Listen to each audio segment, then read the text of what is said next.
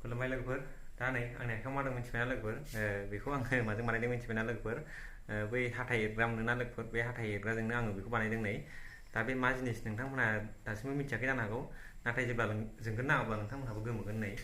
दा माबादि नुदों खोन्थाहर नै बे नै माबादि नुदों नै दा बेखौ आङो फोजोंनानै देखायनोसै नोंसिनो बे मा जिनिस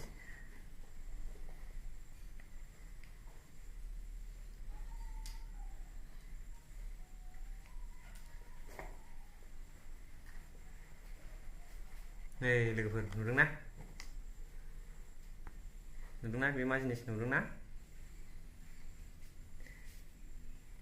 दा